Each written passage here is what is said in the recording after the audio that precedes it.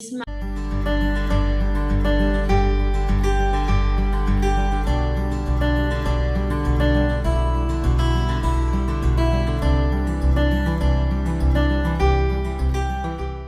everyone. Welcome to today's webinar session hosted by the Chettinad School of Law. So today's session is titled Impact of COVID-19 on Globalization. So before we get into the session, firstly, I would like to introduce myself. My name is Joanna Esther Shalini, and I am currently pursuing my LLB honors at the Chettinad School of Law, and I will be your moderator for this session. It's such a pleasure to introduce our honorable guest speaker for today, Ms. Fernanda Antunes Marques Junqueira. Thank you so much, ma'am, for being here with us all the way from Brazil. Thank you, Joanna. Thank you, everybody. Namaste, India. That's a word that I learned. And I practice yoga. So yoga, we always, I used to practice, and that's our main greeting. It's Namaste. So Namaste, India. And it's such a pleasure to be here. Thanks, Karen, for the invitation. Thanks, Chettinad Law School, all the coordinators, professors, students for being here. I know it's late, it's like 7:30, and I'm not gonna be long, so don't worry, be happy. And it's gonna be like informal dialogue. I'm gonna speak slow because you know that our accent different, so I'm gonna speak slow so you can fully understand. And I know very little about India. I've never been to India actually, but I wish I could go someday. I think your culture and traditions are surprisingly interesting. And food also, with lots of condiments and spices. I love spicy food. But that will be a conversation for another day. At this very moment, I'm supposed to talk to you about the impact of COVID-19 on globalization. But first, I'd like to phrase a quote from the book Alice in Wonderland. Have you read it, Alice in Wonderland? It's a great book. I've read it when I was younger. But then I got the chance to read it again by the time I grew older, and I have a different perspective from the book now. And the author's name is Lewis Carroll. And there's this little quote which says, and I think it's very appropriate for these times we're living in. And it says, if I had a world of my own, everything would be nonsense. Nothing would be what it is, because everything would be what it isn't. And contrary-wise, what is, it wouldn't be. And what it wouldn't be, it would, you see. So when I read that quote, it made me wondering, if we had the world for ourselves, what would we do to make it a better place? That's a question that we have to ask ourselves every single day. Because our house is our world, our school is our little world, and we can make a difference in those little spaces. But when I ask that question, I realize that it ascertains a wrong premise. And why? You may ask. Because we do have the world for ourselves. At least this world we now live in was given to us. So the conclusion would be, we own the world, right? Or at least we should be the owners. And when I say we, do I mean we people of the United States, or we the people of India, or we the people of Europe, or even so, we the people of Brazil?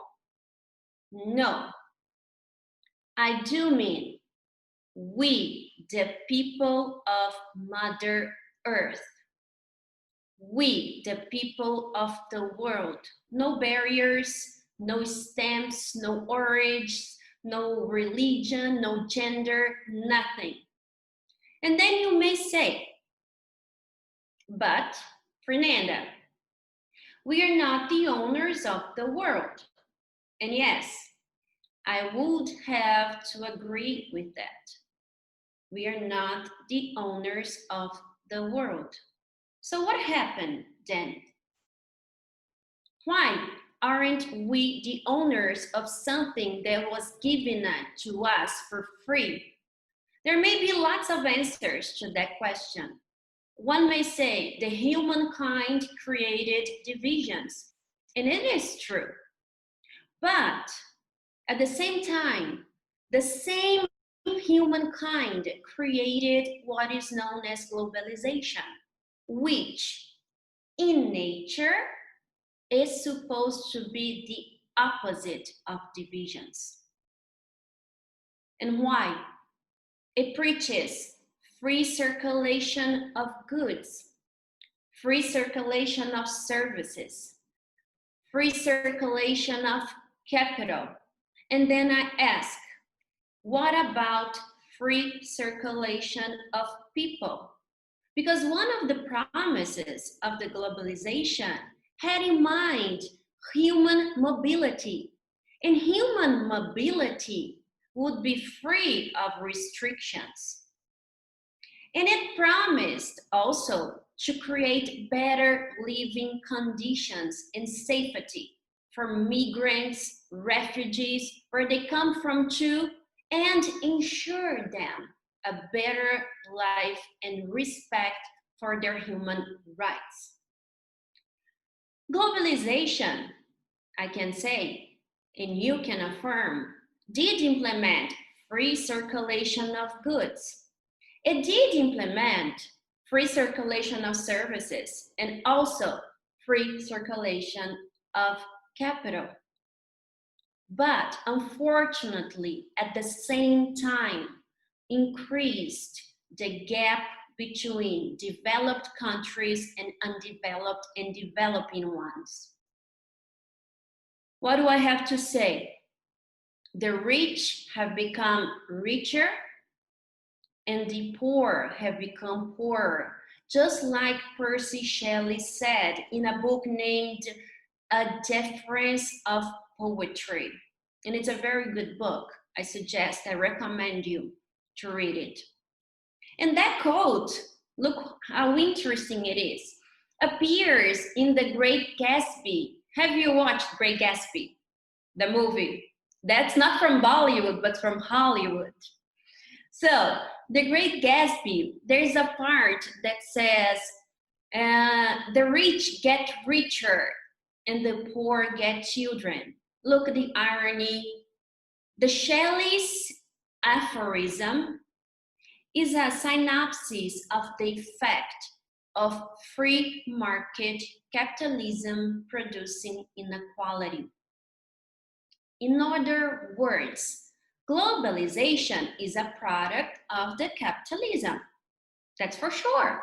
So, being the capitalism epiphany, it also produced inequality instead of equality. It produces individualism instead of solidarity.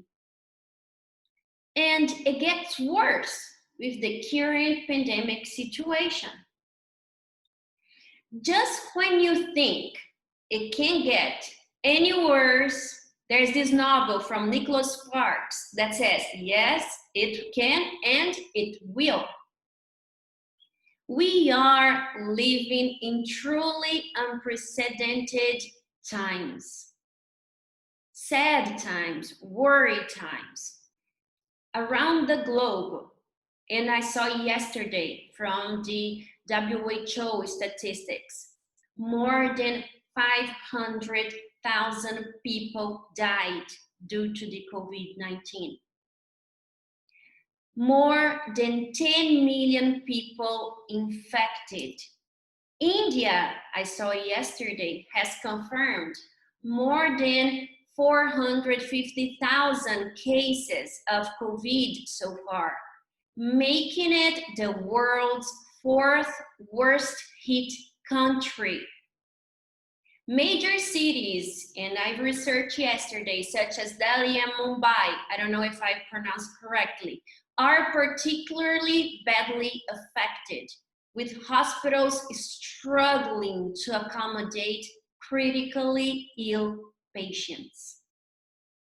In Brazil, so far, more than 59,000 deaths and more than 1 million infected with the virus. And those are not statistics. Those are lives, and lives matter. And why do I say that matter? It matters to me, matters to you, matters to the whole world. There's this quote from John Donne, and it's perfect, that says, "No man is an island entire of itself. Every man is a piece of the continent, a part of the main. Any man's death diminishes me because I am involved in mankind." And I go further, I am involved in humankind, not mankind, but humankind, with all kinds of gender, no stamps. And of course, the spread of the virus impacted the globalization policies. We are in a context in which integration processes are going into reverse, and national identities are strengthening, while the spread of the health, social, economic crisis and their effects are global in nature. What a paradox. Suddenly, globalization now means nation and nationality. Look the paradox we are living now. We were supposed to be thinking globally, global solutions, global cooperation, but no. What are we doing instead? Strengthening nationality bonds and therefore enhancing discrimination. And I'm talking about all kinds of discrimination. Non-acceptance, racism, gender inequality, segregation. Look the recent events the world has experienced. Look at the United States about George Floyd and all the manifestations we are seeing around the North American territory. Even before the outbreak of the pandemic, we were witnessing a trade war between the US and China, largely driven by a technology race, now intensified by the response to the health crisis and the scramble to find a vaccine. The crisis has hit at a time in which part of the international community is questioning the pillars of the World War put in place after the Second World War, especially when I talk about multilateral governance and the meaning and even existence, if I can say, of the European Union. We saw now Great Britain leaving the European Union with the recent Brexit. All this means that a health, social, economic crisis that are undeniably global in nature is occurring in a context in which national identities are being reasserted. And it is something to concern about. And why? The world has already experienced the horror led by Nazism, the horror led by fascism. The world leaders and international organizations, and I'm talking about United States, United Nations, I'm talking about World Health Organization, among all others, need to revisit the concept of globalization. How? And I can say the answer is quite simple. By focusing on human rights. That's the base for globalization. That's our solution. By thinking globally and having the humankind as the center of its actions and policies. I'm not talking about capitalism, communism, or whatever. I'm not talking about goods. I'm not talking about services, but I'm talking about people. Solidarity must be the new world order. The UN Charter, I don't know if you've heard, requires states to act for the common good, peace, and human rights. In the preamble, the Charter calls on states to promote social progress and better standards of life in a larger freedom. I can say that Article 1 of the UN Charter lists the main purpose of the organization as, among others, what would be to achieve international cooperation in solving international and global problems. And I'm talking about economic, social, cultural, or humanitarian character. And promote and encourage respect for human rights and for fundamental freedoms for all, without distinction of sex, race, language, or religion. That's what the UN Charter says. But why has not been implemented so far? UN, we're talking about the Second World War, after the Second World War. What do we need to learn from the experience we have from the Second World War? Now we're living truly unprecedented times, unsettling times. Why hasn't we awakened up? What do we need to go through to be awake? What else do we need to lose to learn the value of humankind? To learn the value of dignity, to learn the value that the globe is not about nations and nationalities, but it's all about humankind. A democratic and equitable order requires the recognition of the right to an international economic order based on equal participation in the decision-making process, mutual interest, solidarity, and cooperation among all states. And solidarity, I rephrase, is a fundamental value by virtue of which global challenges must be managed in a way that distributes costs and burdens fairly, in accordance with basic principles of equity and social justice. To ensure, that's the big question, and that's the big dilemma that we have to face, that those who suffer or benefit the least receive help from those who benefit the most. I can say about Brazil, I cannot say about India, but Brazil is a developing country.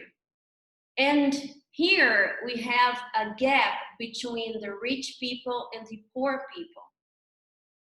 We have poor people that have nothing, literally nothing. And still we have big nations that come here and make themselves the owner of the Amazon forest, make themselves the owner of this country, paying less for people who work over here. So globalization, it's not about that. It wasn't supposed to be about that. Globalization means global. It goes beyond nation and nationality. It goes beyond capital and capitalism. It has in nature the notion of humankind. And I ask everyone, we need to be awake. We need to take actions. And how? I said before, your house is global.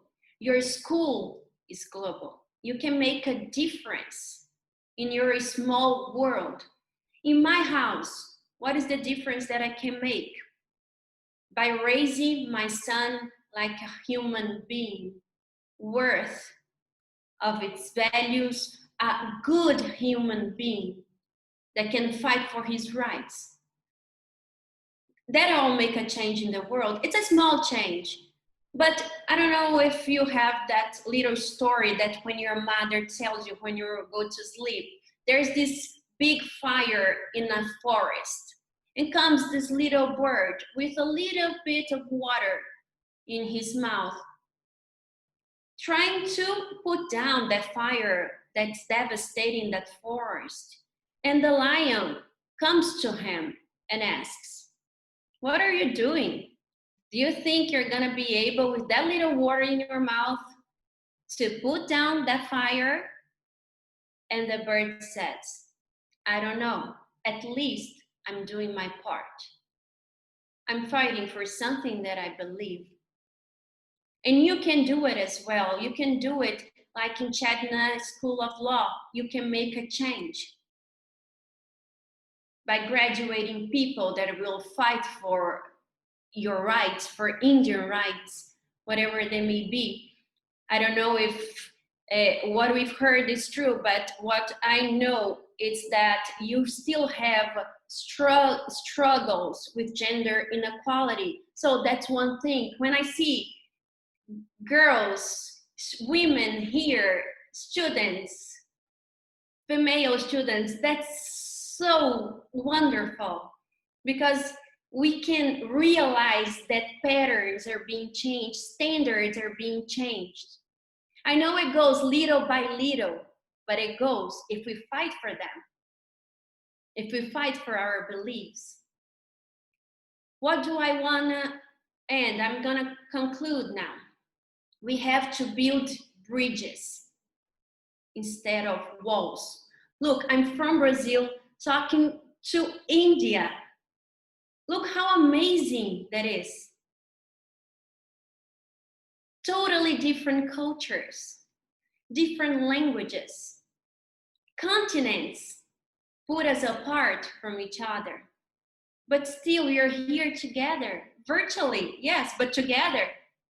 Because we are brotherhoods, we are sisterhood. As Rumi, a Persian poet, and he's from, I don't know, it's Kazakhstan, but I know that he lived his whole life in Turkey.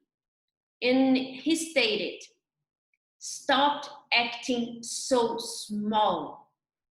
You are the universe in ecstatic motion." Look, you have the universe within yourselves. I have the universe within myself. And you also have the universe within yourselves. And that's enough. Thank you very much. And I'm gonna end like in Hindi, shukriya. It's correct, the pronunciation. Thank you so much, ma'am. Thank you for that take on your topic. We will now be open to a few questions. If any of the participants have any questions, you can send it in the chat box below. Or you can even, like even raise your hand, Yeah. and we can, see in the chat box, and we can write it here. One question to start with, Fernanda, something, if you can, give certain, or throw some light on what would be, uh, what are the globalization's prospects, post coronavirus. What do you think on that? Do you have something to say about it? It's gonna depend on how we approach the question now, because what we have, it's like the opposite of going globally. We're going nationalities, we're building walls, right? So what I expect, it's something that was raised before pandemic. We know we have like Trump in the United States saying the US is for the Americans. We have in Brazil the chief executive here in Brazil also says that the Brazil is for the Brazilians. And I don't know about India in your governance nowadays, but what I can say is that it's a movement that was raising before the pandemic and enhanced throughout the pandemic, because we know we have restrictions of mobility in order to protect for national security, for the health crisis the world is experimenting. And it's something that could be exceptional, but it has to be temporary. And I don't know if it's gonna be temporary by how the things are going through. I don't know if it's something that's gonna come to stay, that walls we have been building since before pandemic, coronavirus pandemic, or we are gonna fight for something different. And what I think that a part of the UN has to be the leader. And the UN has not to be, what intrigues me and worries me about the UN, because it's an organization for 7 countries only. For the 7 countries that have the power to vote. But we are not, the world does not limit to those 7 countries who are allowed to vote. So I think every country should have a voice within the organization, because India suffers from something that the United States does not. I suffer here in Brazil, we suffer from social matters that maybe Europe do not suffer as much as we do here. So I think what we have to make the UN a democratic space that can allow the participation of every country. I don't know what's gonna happen in the future. I don't know how long this pandemic is gonna go on until they struggle to find the vaccine. But what I hope for, and I hope for as a citizen, as a human, is that the humankind walks in a different path that we have walked before, and led us to the extermination of more than 6 million people, Jewish people, when the Second World War exploded. That's what I expect for, sincerely. Yeah. Hi. Hello, Fernanda. Myself, Dr. Shamtanu. I'm also a faculty member at Chettinad School of Law. Hi. Yeah.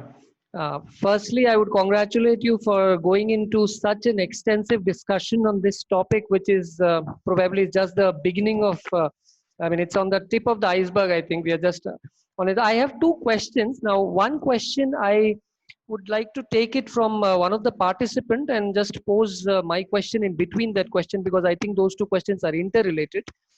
Miss Shamolima Pal, she is asking one question which says that after the impact of COVID-19, what is the future of globalization? I mean, how it has hit, I think you have talked on that.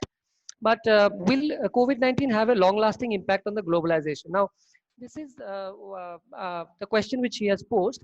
In between that question, I would like to ask you, do you think that this pandemic will also bring about certain cultural changes in terms of the geographical area, like probably you see several other countries wherein people often greet in a manner which probably I don't see they will be greeting in the same way as they used to do, or going in for an handshake. So do you think that this is actually a cultural shock for the entire world itself, like after this pandemic?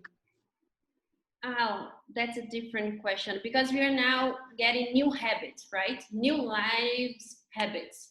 We didn't have the habit to wash our hands every single time when we go in and go back our house. We didn't have those habits of taking off clothes when you get in, put another ones, and so what? And here in Brazil, the way we greet is with hugs and kisses. You know, I don't know about the Indian greeting if it's gonna be just like this or just like this. So you keep social distance already, right? Yeah. We do not. We hug because one of the main characteristics of the Brazilian people is that we are very warm. We like to. It's not like we're not invading each other's space, but we are welcoming that person to our little world, our little space. So I hope not, really. I do hope not, because now I don't know if I shake hands or if I do this or if someone that I love, someone that's part of my family or someone that is part of my friendship circle. And then we do like this, you know, thumbs up. And it's weird. It's not as warm as we are used to. So I hope not. But one thing I wanted to stay for sure in the pandemic has shown is this environment that we are now. Because I'm from Brazil and I'm talking people to India. So it's democratic knowledge. We are sharing in a way that is democratic. We don't have any costs because, you know, you don't have to fly over back and forth. And we get to know people from all over the world sharing knowledge. And so I think that's a positive thing that came throughout this pandemic. And I hope that it can stay. That's one thing that I do hope that it can stay. But as far as for the new habits, wash hands and everything, okay. But we like to have that warm hug. We'd like to have that warm, you know, greeting, because that's how we are. And I don't think that's going to change our essence. I don't think so. There is one question in the chat box by Stanley Gasek. It says, could you comment on the relationship between the current pandemic and the global labor rights? And how do you see the potential of the ILO's role in this crisis? Is there a new role for tripartism in the midst From of the United States? Yes. Hi, Dr. Stanley. Hope you're doing fine. Well, labor rights. I don't know about India, but here in Brazil, we are very concerned. I'm a labor judge. I don't know if you guys already know about, because I haven't introduced myself. Oh my God, I forgot to introduce myself, but I'm a labor judge in Brazil. I'm a PhD student here at São Paulo University, and I was a few days ago in Washington, D.C. to finish my PhD thesis. And here in Brazil, we have like a structure of labor rights. I don't know about India. We have a legislation that protects, and labor is like a fundamental right. You know, it's the part that we spend the most. We even spend more time around our colleagues than with our family. And so it's important to have a network of protection, legislation that protects. And here in Brazil, with the pandemic, we are having the opposite. You know, we are getting those patterns established by the Constitution to be diminished throughout this pandemic. And I think it's not only in Brazil, but I think it goes around and affects around the whole globe, because lots of companies are breaking down. They are going bankruptcy. I don't know about India, but here in Brazil, it's something that we can see within our eyes. I'm from a little part of Brazil that is called Minas Gerais. And in Minas Gerais, we don't have sea, but we have lots of bars and pubs. And that's the main characteristic of Minas Gerais are those restaurants, those pubs, and they are going bankruptcy because of the pandemic.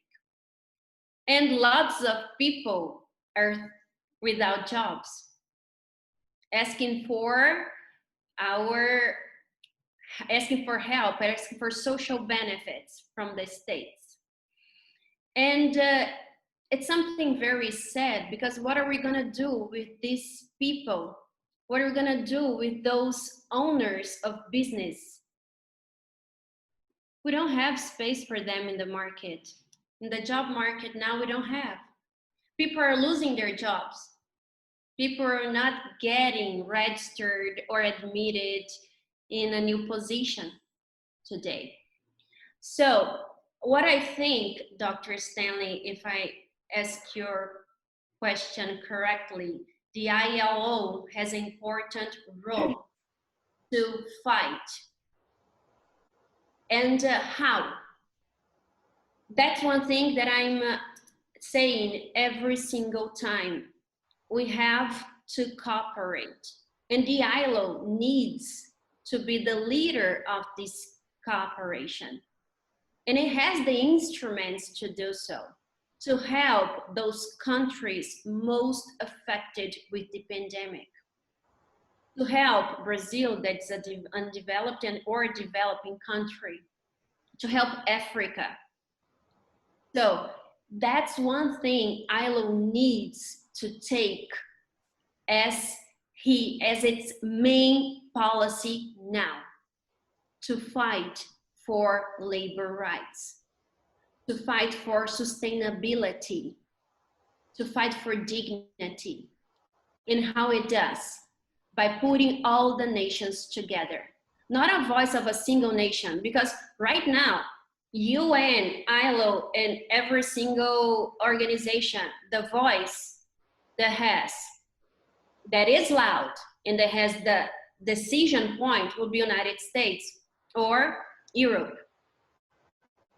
But we have to have a voice. Those countries who benefit the least, they deserve a voice in those organizations. And that's what I hope for, that ILO will take its place in the center of this debate, to fight for labor standards globally, not to fight for labor standards locally, but globally, like an international labor legislation.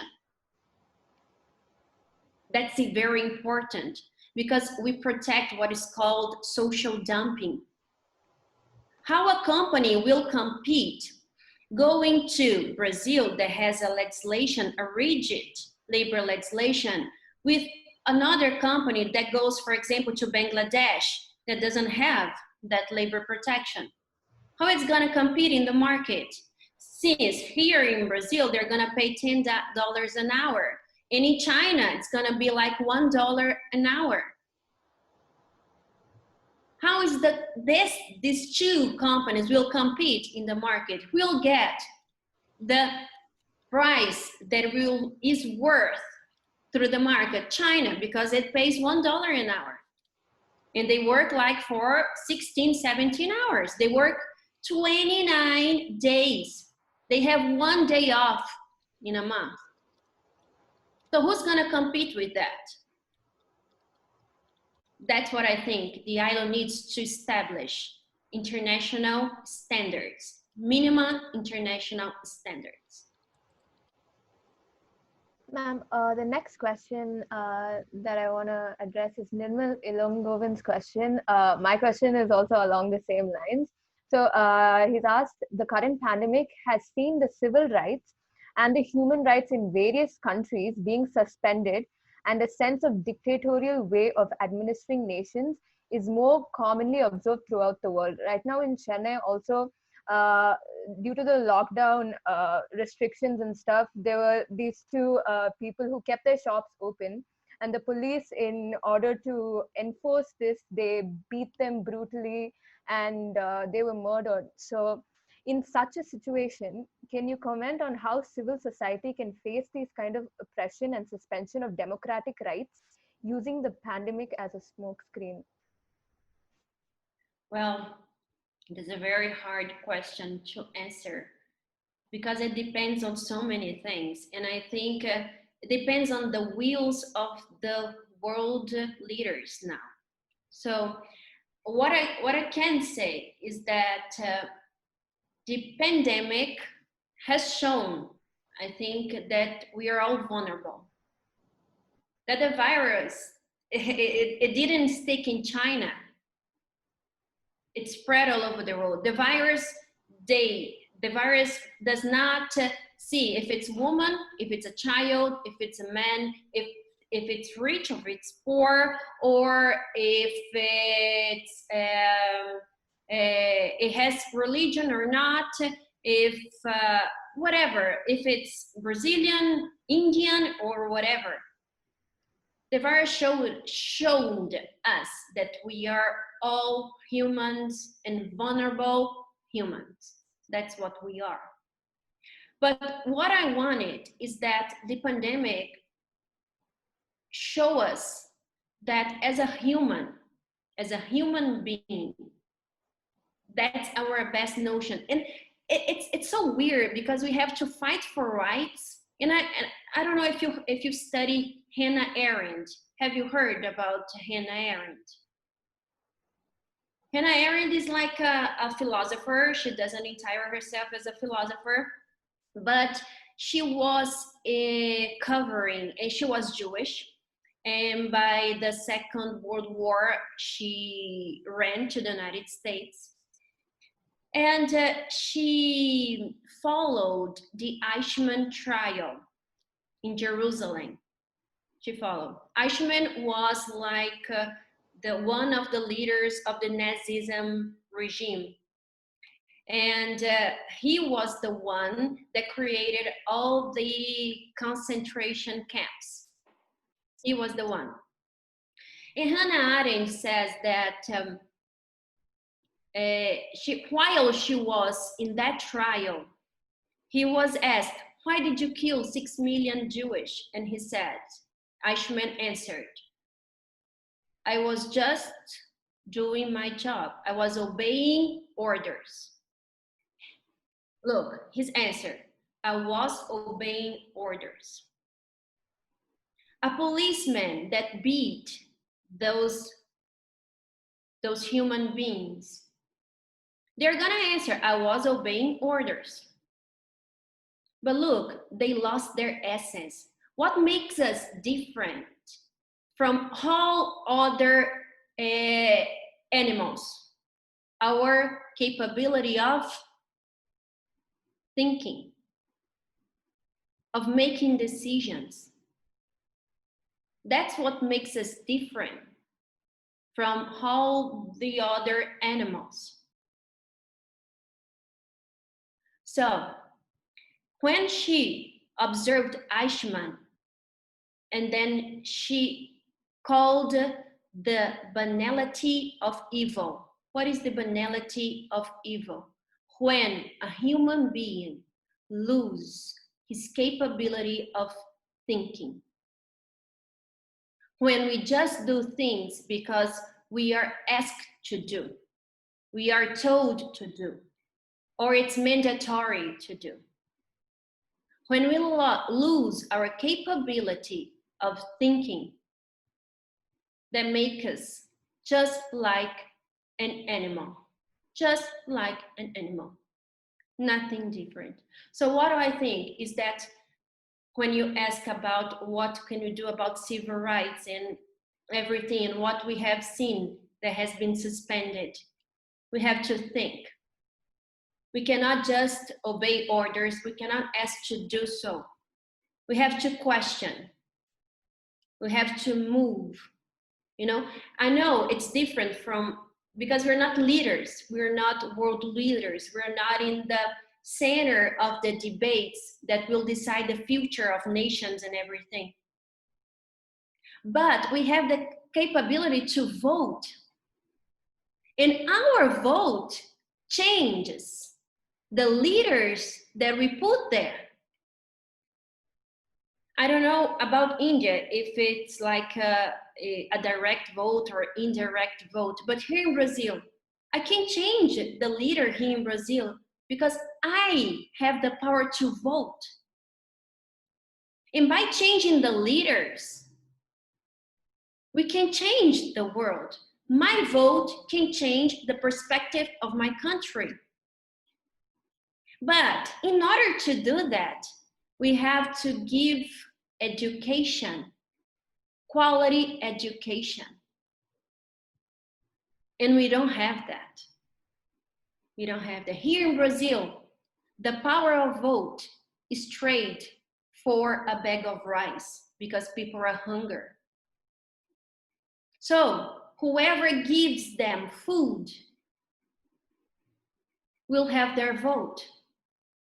Even though their history, even though their performance throughout the election campaign and everything, because they are hungry. So yes, they're gonna elect that kind of person because they give us food. Look. So we have lots of things that we need to solve first. We have fundamental and basic rights that haven't been accomplished yet. We have to give education to all the people. We have to eradicate poverty around the globe. And why and how?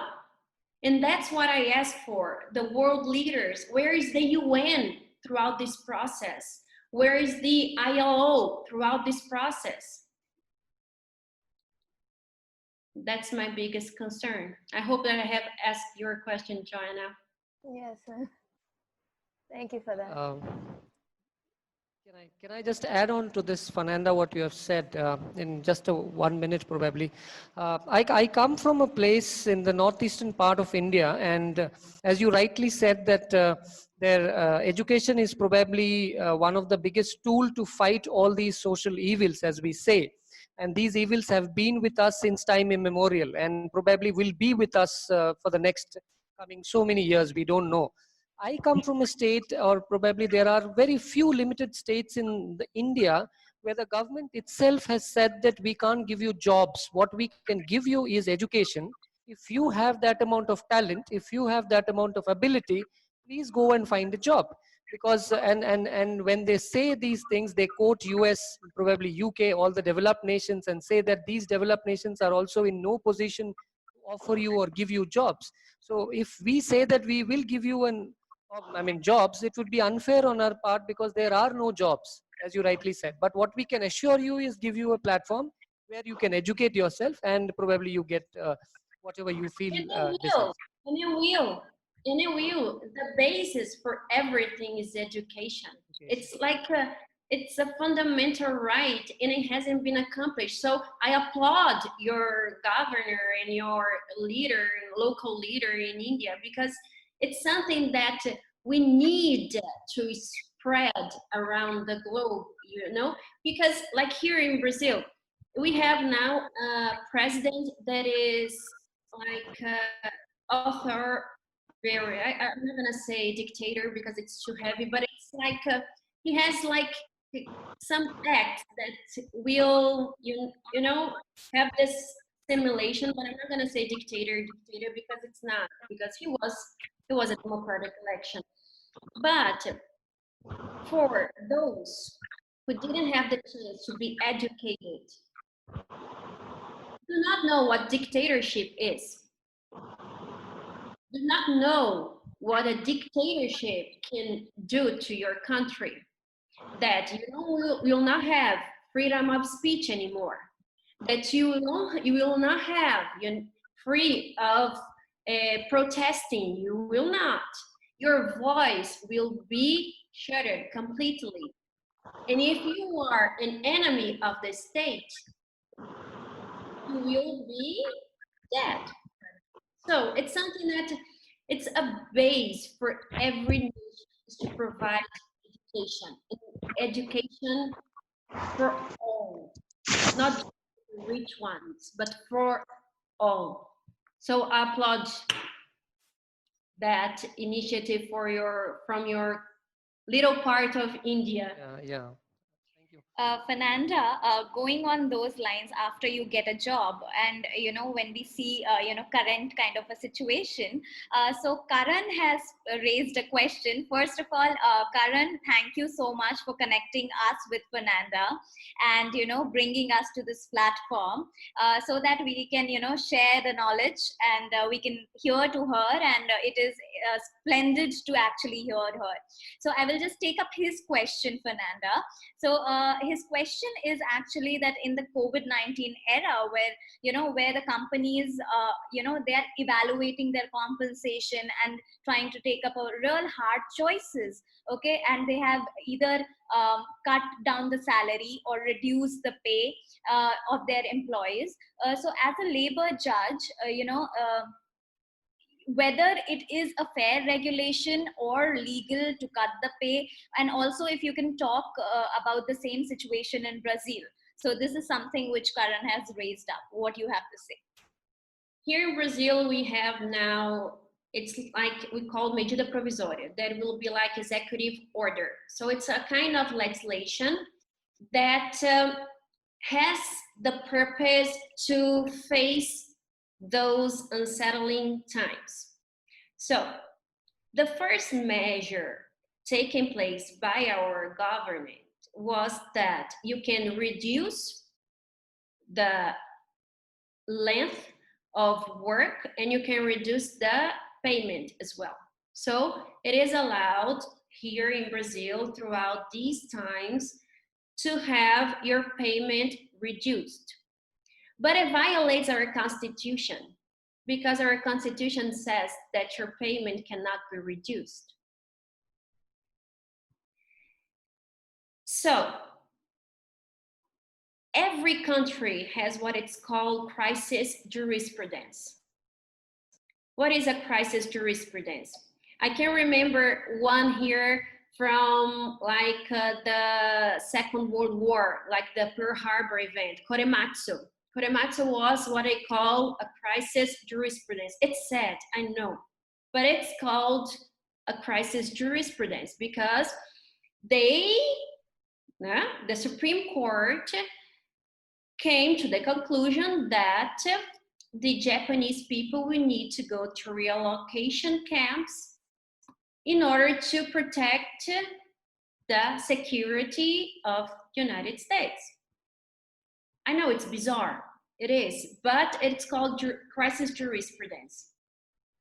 We are now here in Brazil questioning the validity of those measures taking place because, in the essence, it violates the Constitution since you cannot have your payment reduced. The Supreme Court here in Brazil has not yet decided completely the subject. But what we do know is they are going to consider those legislation constitutional. And why? Because of the lack of resources that the companies now are facing. As a labor judge, do I think it's fair? I have to think in both sides. We have the companies and we have the employee. We know we have debts every end of the month that we have to pay. We have son that we have to raise. We have school that we have to pay. But that's not limited to the employee. The employer also has those debts. I think we don't have another alternative here in Brazil now because we don't have resources, public resources to take place and to face and to support the companies or to support the employees. It will take our country bankrupt practically if the government will assume that role that it cannot. Because what is economy? it's to deal with resources, right? And the resources are limited. We're not unlimited resources. So as a labor judge, I know that what it could be done is try to conciliate those matters, the employer and the employee's necessities, and try to put them in a dialogue to better solve that question of, I don't know if I don't know if my judgment will be for the constitutionality of the legislation, because it won't, because it violates directly the Constitution. But in the other hand, I think I have to put them together in a dialogue, because there are opposite interests and mutual interests as well in conflict. And I need to try to settle them as best as I can, you know? Thank you. Thank you, Fernanda. Joanna, over to you. Thank you so much, ma'am, for taking your time off and being here with us. I'm sure everyone who has tuned in has learned a lot about this topic. I mean, human rights and fundamental dignity, all of that is something that people don't focus on. It's a topic that no one would think about. But thank you so much, ma'am, for highlighting that for us. Before we close, I would just like to just briefly introduce the Chettinad School of Law. The Chettinad Group, with over 60 years of education, have been pioneers in providing a progressive learning environment across Tamil Nadu. They are currently responsible for over 12,000 students in 22 private, government-aided schools and colleges across various fields such as medicine, dentistry, engineering, law, physiotherapy, nursing, architecture, allied health sciences, and pharmaceutical sciences.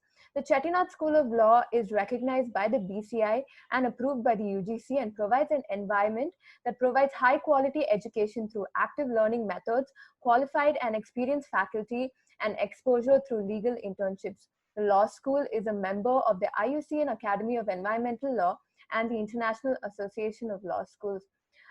Again, thank you so much, ma'am, for being here with us. Thanks to everyone who has tuned in. We hope you tune in to our future webinar sessions as well. Ruchi, ma'am. Yeah, before we wind up, thank you so much, Fernanda, for taking out time amidst your very busy schedule. We totally understand. And because of this time difference, it was also, all our faculty, students have actually helped us to bring this together. So I would like to extend a thank you to them also, and for you to, kind of being so prompt with it. Before we were starting in, you were already there, and it was so such a pleasure to see you like that. Before winding up at all, we would want to hear your final thoughts.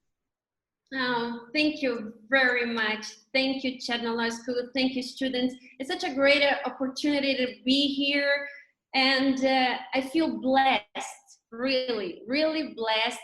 Thank you. I have to thank Karen, because Karen that made me this invitation to be here. And thank you, Karen. And I met Karen in the U.S. while I was studying in American University, Washington School of Law, and that's where I met him. We didn't have much time together because the pandemic shut down the faculty as well, and we had to go online classes. But still, he's a very nice person. I want to thank everybody for being here. I hope that I could contribute just a little bit of a subject that is so important, but so forgotten as well.